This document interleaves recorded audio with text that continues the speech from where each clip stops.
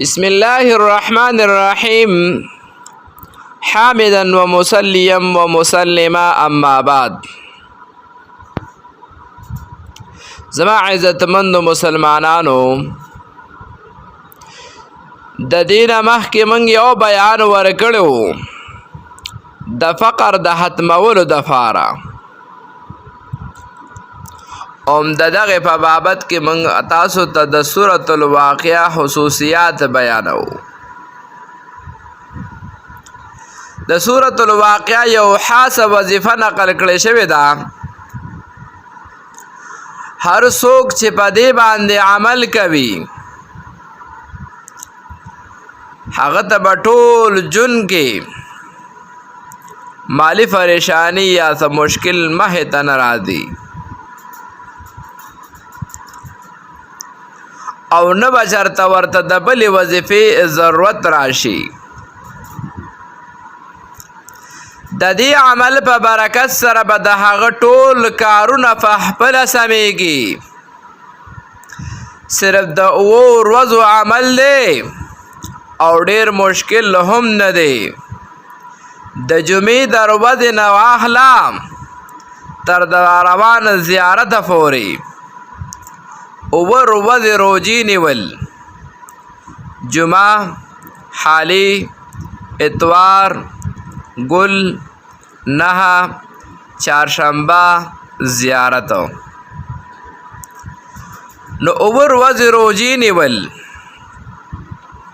خو شروع به د جمعې د ورځې نه کېږي. لومبنۍ روژه به د جمعې د ورځې نه شروع کوي. چې کله لومبنۍ روژه شروع کړي نو په دغه ورځ په لومبنۍ د سحر لمونځ نه واخلې تر زیارته پورې د هر فرض لمانځه نه بعد به 25 کرت سورة الواقعه وایي.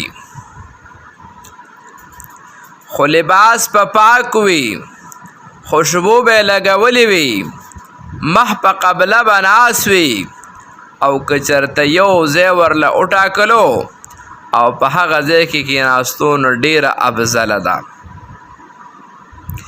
کله چې د زیارت ورځ 9مه ورځ راشي نو هغه به د جمعرات ورځ وي.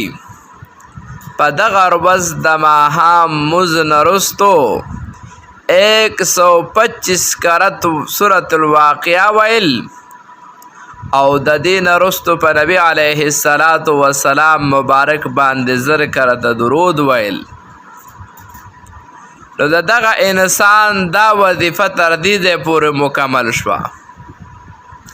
اوس که دغه انسان که دا ټوله هفته په جماعت کې اعتکاف ته کیني نو نور الله نور به وي،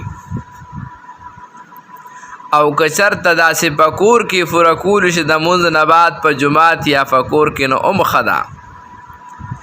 د دغې نه بعد به دې یو ځل سورة الواقعه ویل سحر او یو ځل د ماښام، دا 2 ټیمه دې په ځان باندې لازم وګرځئ.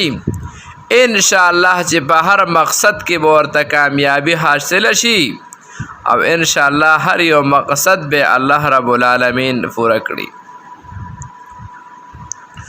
2 نمبر روزانه د ماښام لمونځ نه وروستو سورة الواقعه ویلو سره لږه ختمېږي. د دې نه انسان ته الله رب العالمین نجات ورکوي، او دغه انسان ته الله رب العالمین خوشحالي ورکوي.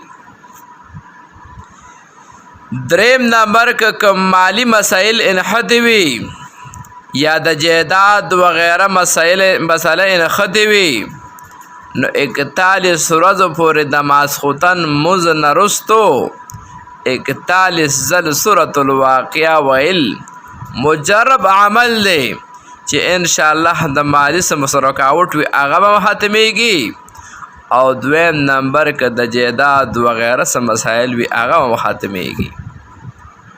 زما عزتمندو، چې کوم انسان دا وظیفه کول غواړي نو په دغه طریقې سره وکړي. انشاءالله چې د چا څومره مشکل وي الله رب العالمین به دغه مشکل ختموي، او الله رب العالمین به دې انسان ته د خوشحالۍ ډکه زندگی نصیب کړي. زما عزتمندو زمونږ دا نننی بیان د سورة الواقعه په باره کې و. څومره ملګري واوري الله رب العالمین د پسره زمونږ ورته د عمل کولو توفیق ور نصیب کړي. او دویم نمبر زما عزتمندو د نورو ملګرو سره هم شیر کې چې د کم انسان داسې رکاوټ وي او داسې مسله وي الله رب العالمین به ضرور د دې قرآن عظیم د برکت حتمی. واخر دعوانا الحمد لله رب العالمین.